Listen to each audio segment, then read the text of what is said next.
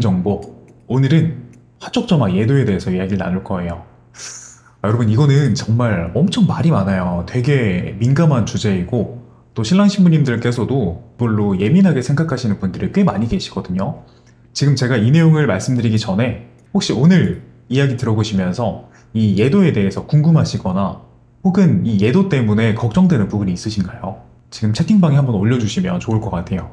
자, 여러분, 화촉점화 예도. 지금 들으시는 분들 중에서 화촉점화 예도에 대해서 궁금하신 점 없으신가요? 없으시면 바로 본문 내용 진행하겠습니다.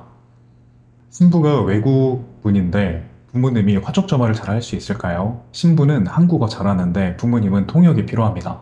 우선은 여러분, 화촉점화가 신랑님 어머님께서 먼저 하시는 거잖아요.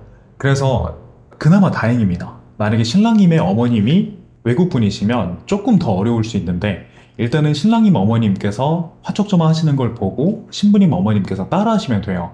그리고 통역이 필요하다면 한 분이 그냥 옆에서 도와주시면 됩니다. 그럼 신부님의 자매분이라거나 아니면 친구분들, 그래서 좀 단정하게 옷을 입고 계신 분이 옆에서 도와주시면 돼요. 그리고 화촉점화는 사실 우리가 생각해보면 불을 붙이고 앞으로 나와서 서로 맞절하고 그 다음에 하객분들께 인사, 딱 이렇게잖아요. 그러니까 어려운 건 아니라서 어쩌면 언어가 필요 없을 수도 있어요. 그럼 웨딩홀에는 대부분 예도분들이 있잖아요. 이럴 때 또 필요해요. 그러니까 지금 제가 이걸 가지고 온 거거든요. 어머님께서 한글을 잘 모르실 때는 예도분이 옆에서 제스처만 해주셔도 괜찮아요. 잠시 기다려주세요. 네, 점화하세요. 이쪽으로 나오세요. 기다리세요. 인사하세요. 제가 이런 걸 어떻게 다 외우고 있네요. 네, 앞으로 이쪽으로 오세요. 네, 기다리세요. 사회자가 하객분들께 인사라 말씀드리면 인사하세요. 이렇게 해주실 겁니다. 그러면 사실 어쩌면은 언어가 필요 없을 수도 있어요. 이제 우리도 만약에 이걸 일본이나 이제 중국에서 진행을 한다고 하면 일본말이나 중국말을 모르더라도 예도분이 이렇게 저렇게 하면 이해가 되겠죠. 어려운 게 아니고 신랑님의 어머님을 보면서 따라하면 되니까 충분히 진행이 가능할 겁니다. 이럴 때는 예도가 필요하겠죠. 또 혹시 여러분 예도에 대해서 궁금하신 점 있으신가요? 제가 이걸 왜 가져왔냐면, 여러분 유튜브에 화촉점화 예도라고 검색하시면 대부분 하지 말라 그래요. 화촉점화 예도 하지 말아라. 그리고 이게 또 되게 자극적이에요. 비용 아껴라. 그리고 호구되지 말아라. 이런 내용들이 너무 많아가지고 이제 저하고 상담하시는 신랑 신부님도 화촉점화 순서를 얘기 드리면, 근데 그 예도를 꼭 해야 되나요? 이걸 항상 물어보세요. 근데 여러분, 이 화촉점화 예도라는 건 필요하신 분도 있고 어쩌면 정말 필요 없는 분이 있으실 수도 있어요. 이건 제가 굉장히 속상한 부분이에요.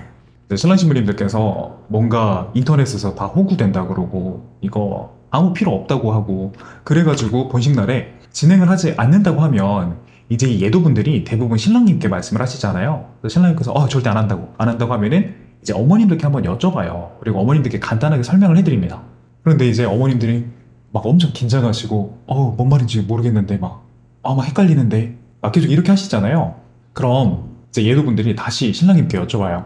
어머님들께서 좀 어려워하시는 것 같은데 그래도 없어도 될까요? 하면 이제 신랑님께서 무조건 안 한다고 하시면 이제 예식이 시작이 되면 어머님들께서 이제 제가 말로 표현하기 되게 속상할 정도로 실수도 하시고 이제 그런 일이 생길 수가 있어요. 이제 저랑 하면 거의 그런 일이 없는데 제가 꼭 일찍 가가지고 전예식 보면 그런 문제를 많이 봐요. 그럼 어머님들께서 막 화촉이 잘 안 보이다 보니까 이게 지금 우리가 생각하면 촛대 하나만 생각하는데 웨딩홀에 인테리어가 되어 있다 보니까 촛대가 이렇게 막 있는 경우도 있고 아니면 촛대가 막 이렇게 여러 가지가 있는 경우도 있어요.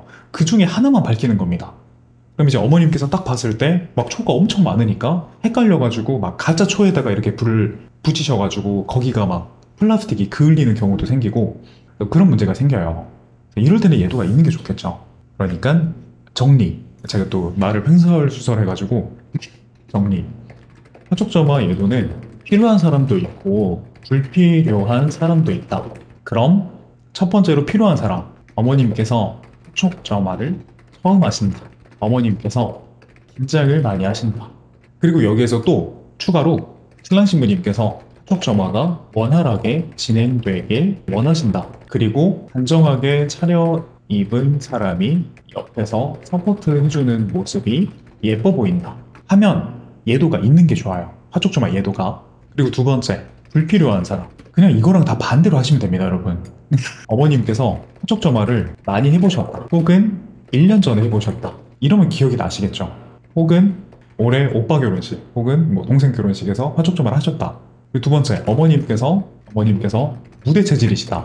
그리고 신랑 신부님께서 생각하실 때 화촉점화가 좀 실수가 일어나더라도 괜찮다. 어머님들이 웃으시면서 어머어머 이렇게 하시고, 또 사회자가 네 어머님 이쪽으로 들어오셔서 이렇게 진행하시면 됩니다 말씀드리면 어쨌든 진행이 되긴 돼요. 그래서 좀 실수가 일어나더라도 귀엽고 훈훈한 분위기 그대로 괜찮다 하시면 예도가 없어도 됩니다. 그리고 이것도 중요해요. 어머님들께서 점화하실 때 옆에서 모르는 사람이 사진과 영상에 걸리는 것이 싫다 하시면 예도가 없는 게 좋죠. 그럼 여러분, 이 조건이 있어요. 이 화촉점화 예도가 있다면 아주 무난하게 진행이 되기 때문에 간편하고 걱정이 없습니다. 다만 비용이 들어가죠. 그리고 화촉점화를 진행하지 않으면 첫 번째로는 비용이 발생하지 않는다. 그렇지만 어떤 문제가 있냐면 어머님께서 숙지하기 위해서 아주 노력을 많이 해주셔야 합니다. 왜냐면 이게 그냥 한 번만 들어서는 안 돼요. 유튜브 영상 같은 거 한 번만 보셨을 때 별거 아니구만 하면서 이제 안 보실 수도 있는데, 이제 그 상태로 예식이 진행되면 무조건 긴장되고 떨리고 하다 보니까 반드시 실수가 일어납니다. 그래서 어머님께서 이 화촉점화를 미리 숙지를 하기 위해서 부단히 노력을 해주셔야 됩니다. 그래야 이렇게 진행이 돼요. 그리고 제가 한 가지를 더 말하려고 했거든요. 그게 뭐냐면 화촉점화가 필요한 사람, 여기 하나가 더 있어요. 여기는 1-2. 1-2는 뭐냐면 여러분, 리마인드 입장이에요. 리마인드 입장. 양가 부모님이 리마인드 입장을 진행하시는데 이때도 예도를 안 하고 싶어 하시는 분들이 계세요. 근데 여러분, 이때는 예도가 없으면 거의 진행이 안 됩니다. 왜냐면 부모님들께서 그냥 인사만 하시고 점화만 하시는 게 아니라 이게 딱 제자리에 서주셔야 돼요. 근데 웨딩홀 아래쪽에 X 표시가 이렇게 되어 있으면 부모님께서 딱 그 자리에 서주시면 되는데, 아무래도 신랑님 부모님이 먼저 입장하셔서 서 계시고 그 다음에 신부님 부모님께서 입장하셔서 이렇게 서주시면 이게 부모님들께서 보실 때는 거리가 가늠이 안 되는데 하객분들이 보실 때는 대부분 왼쪽으로 치우쳐져 있거나 아니면 오른쪽으로 치우쳐져 있는 경우가 굉장히 많아요. 그럼 이때는 사진 영상이 전부 다 좀 아쉽잖아요. 그리고 리마인드 입장할 때 그림으로 설명드려야 되는데 제가 손가락으로 할게요. 조금 안 예쁘더라도 이해해주세요. 신랑이 부모님이 입장하셔서 이제 이렇게 서주실 겁니다. 그리고 신부님 부모님도 이렇게 서주실 거예요. 그럼 이제 여기에서 이렇게 인사를 하시겠죠? 이렇게 인사하신 다음에 하객분들께 이렇게 인사를 하셔야 돼요. 그럼 어떻게 진행이 되냐면 여기가 아버님, 여기가 어머님이실 때 어머님이 이렇게 안쪽으로 들어오셔야 돼요. 그럼 네 분이 이렇게 나란히 서시게 되고 이 네 분이 하객분들께 이렇게 인사를 하게 됩니다.